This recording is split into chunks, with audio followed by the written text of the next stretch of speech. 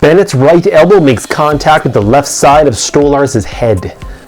Welcome back, everyone. My name is Dr. Stephen Wilson, and the purpose of this channel is to analyze the science of sports injuries. So if that's the type of content that interests you, then please consider liking and subscribing to this channel. Anthony Stolarz, the goaltender for the Toronto Maple Leafs, appears to take a shot, a forearm shot from Florida Panthers number 9 Sam Bennett here. This is the overhead view, so we're taking a look at the right arm, the right elbow of Sam Bennett here. It's going to come in from the left side of the screen, coming to our right. It's going to make contact with the left side of Anthony Stolarz's head. We can see when that contact is made, it's going to force Stolarz's head and neck to the right, with his right ear going down towards his right shoulder. We call that a right lateral flexion. Certainly a very forceful blow here being delivered by number 9 Sam Bennett.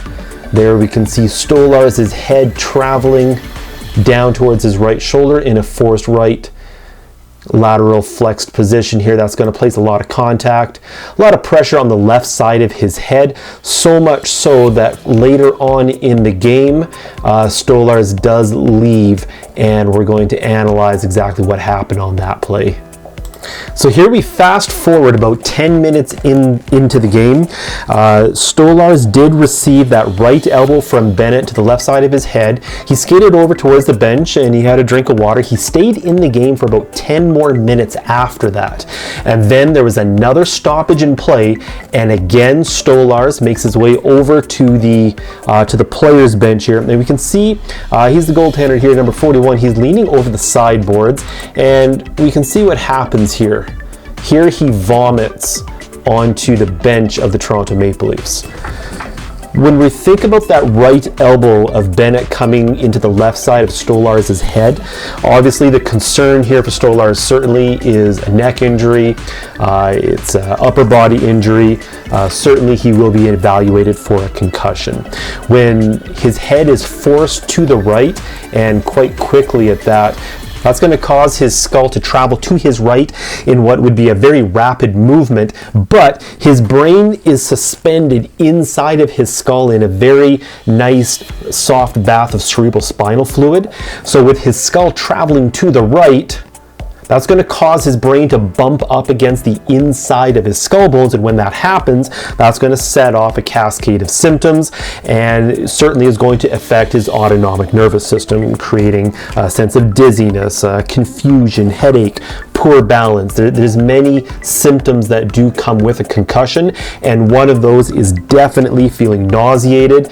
And 10 minutes after that play happened, he skates towards the bench, he vomits on the bench, and is then subsequently removed from the hockey game. I do want to mention it was not the concussion spotter from overhead that removed Stolarz from the game. It would have been a discussion here, Stolarz on the bench, with the medical staff of the Toronto Maple Leafs, and the decision was made to put in backup goaltender Jared Wall into the game, and he finished the rest of Monday night's game.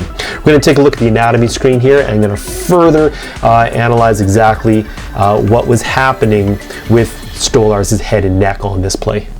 The anatomy screen here gives us a nice view of the skeleton. We are, of course, looking at the skull, the cervical spine, the neck here, and we can see the two collarbones, the clavicles here on both sides. We're just going to spin them around.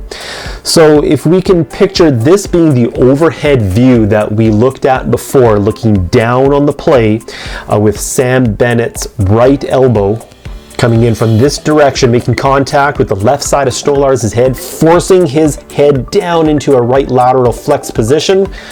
And of course, inside of his skull here, we do have Stolarz's brain, and it's going to move again in this direction, and that's going to create a little bit of impact on the left side, on the inside of his skull bone, with his brain bumping up against the inside of his skull bones. It's that acceleration and then deceleration causing that impact the soft tissue of his brain making contact with the firm skull bones in his head.